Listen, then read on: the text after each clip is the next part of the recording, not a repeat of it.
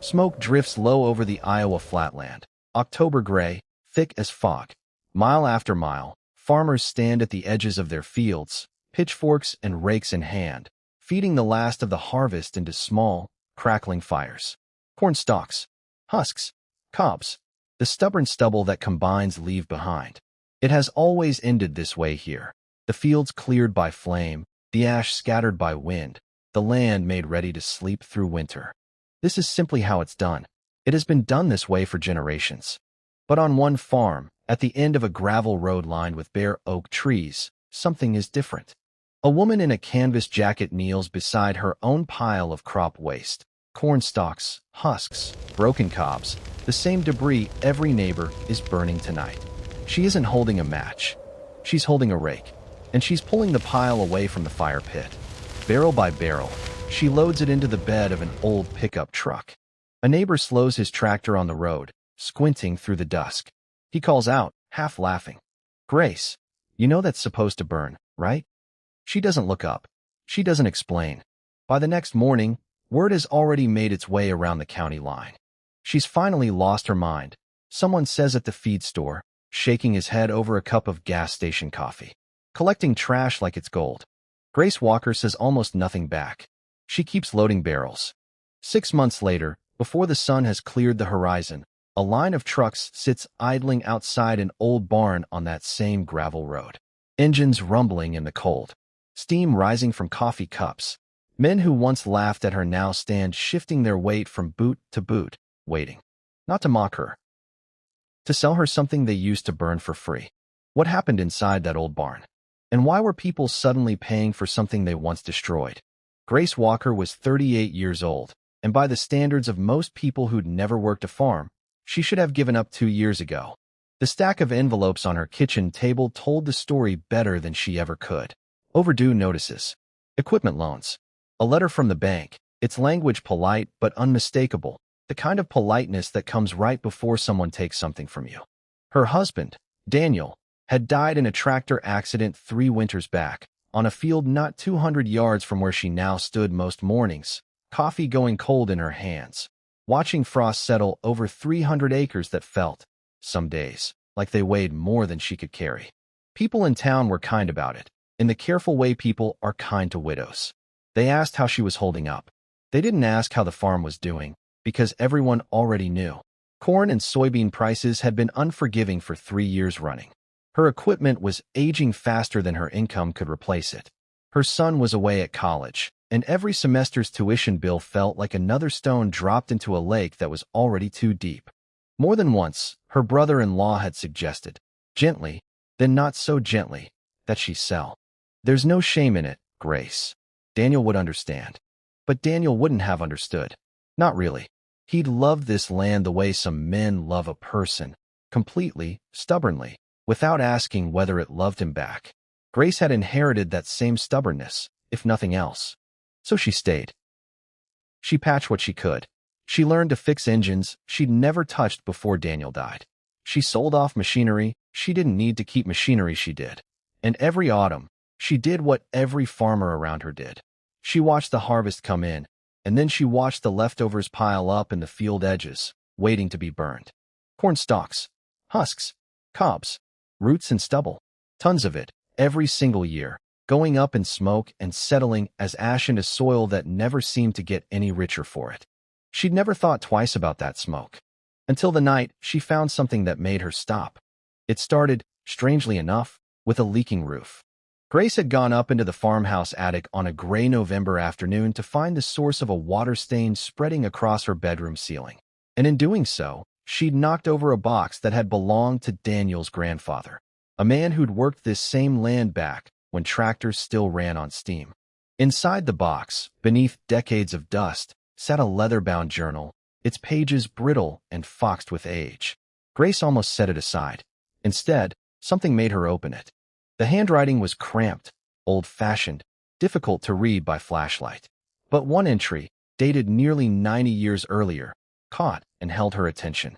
Burned the char pit again today, mixed the black earth into the low field. Corn came up thick as I've ever seen it, even in the dry year. Black earth, char pit. She read it twice, then a third time, something in her chest tightening with an unfamiliar kind of curiosity, the sort she hadn't felt in years. She didn't understand it yet, but she couldn't stop thinking about it. 2 weeks later, driving into town for feed, she saw a flyer taped to the window of the co-op, a weekend workshop at the county extension office, led by a soil scientist from Iowa State. The subject line was one word she'd never heard before: biochar. She almost drove past. She had chores waiting, bills waiting, 100 reasons to keep driving. She parked instead. Inside a half-empty meeting room, a gray-haired researcher named Dr. Whitfield stood beside a table scattered with jars of black, porous material that looked almost like charcoal, but wasn't.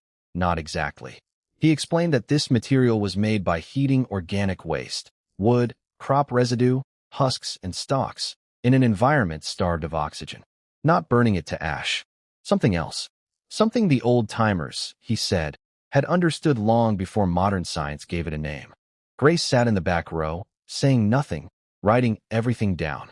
She left that workshop with more questions than answers. But for the first time in 3 years, she drove home thinking about something other than the bank. The first barrel Grace ever built for herself looked more like a failed science experiment than anything resembling a business. She'd taken an old 55-gallon steel drum from behind the machine shed, cut holes near the base the way Dr. Whitfield had sketched on a napkin for her, and packed it tight with dried corn stalks and husks she'd been quietly collecting instead of burning. Her neighbors had noticed the collecting before they noticed anything else. That was the part that made them laugh. A widow out at dusk, raking up trash nobody else wanted, loading it into barrels like she was hoarding treasure. Her first attempt failed within 20 minutes. Too much oxygen got in through a gap she hadn't sealed properly, and the whole barrel went up in an ordinary, disappointing blaze.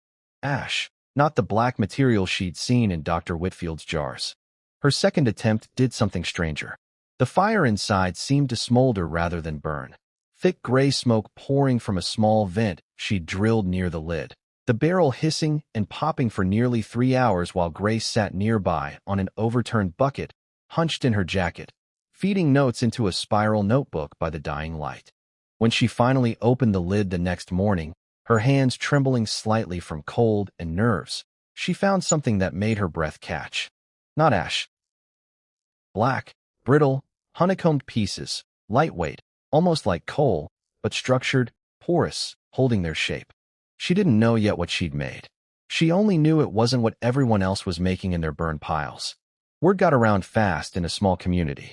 Her neighbors' kids started calling her the Barrel Witch, giggling about the strange smoke that curled up from her farm at odd hours.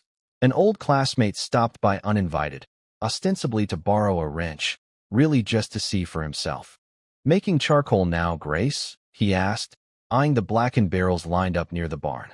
"Something like that," she said, and left it there.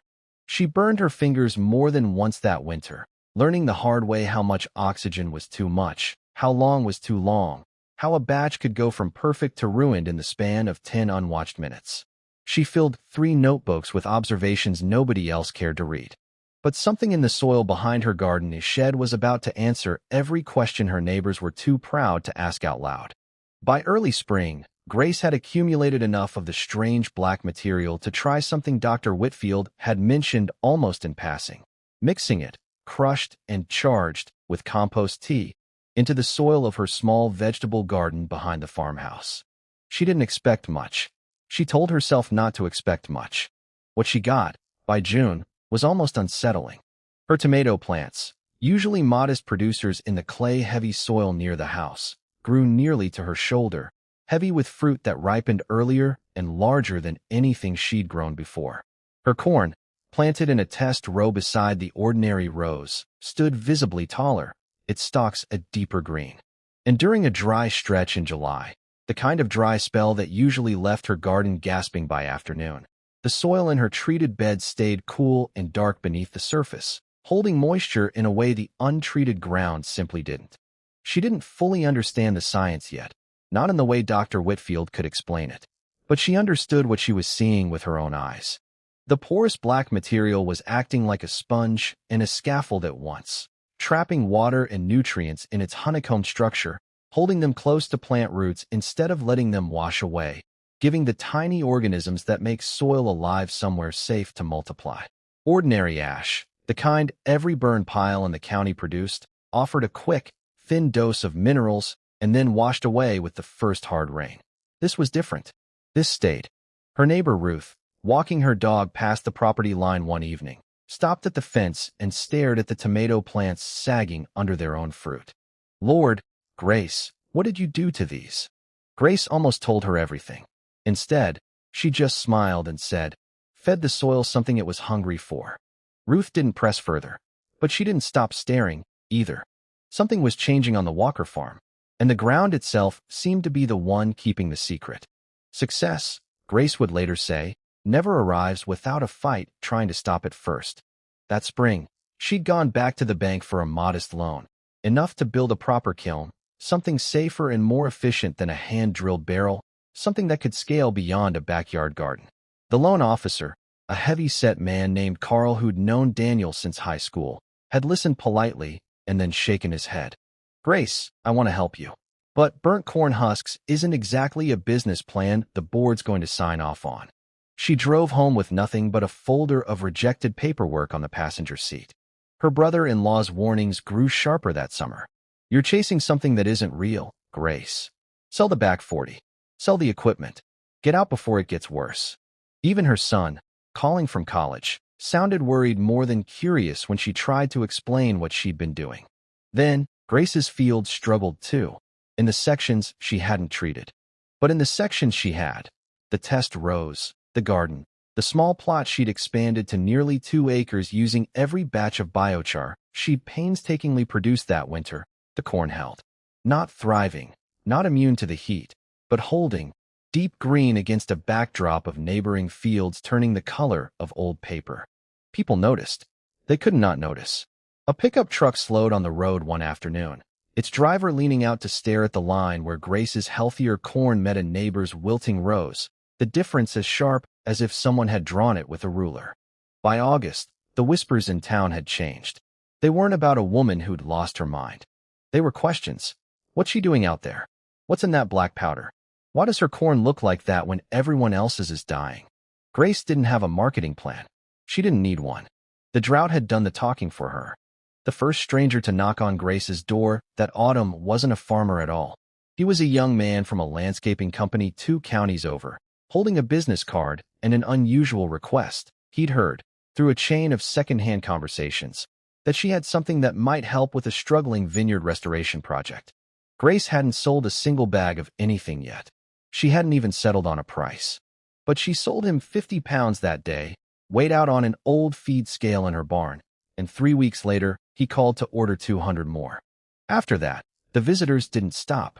An organic vegetable grower from the next county who'd read a short item about drought-resistant soil in a regional farm bulletin. A representative from a garden center chain, curious about carbon-rich soil amendments after customers had started asking for them by name. A graduate student from Iowa State, doing follow-up research after hearing, through Dr. Whitfield, about a farmer producing unusually effective biochar without any formal agricultural training. Grace found herself explaining, again and again, what she'd only half understood herself a year earlier. How heating organic material in low oxygen, rather than burning it freely in open air, created something structurally different from ash. How that structure let the material lock carbon into a stable form that could remain in soil for decades, even centuries, instead of releasing it back into the atmosphere the way an ordinary burn pile did. How that same structure held water and nutrients close to plant roots, feeding a healthier, more resilient underground world of microbes and fungi that most farmers never thought about at all. She wasn't lecturing. She was simply answering the questions people kept asking her, one visitor at a time.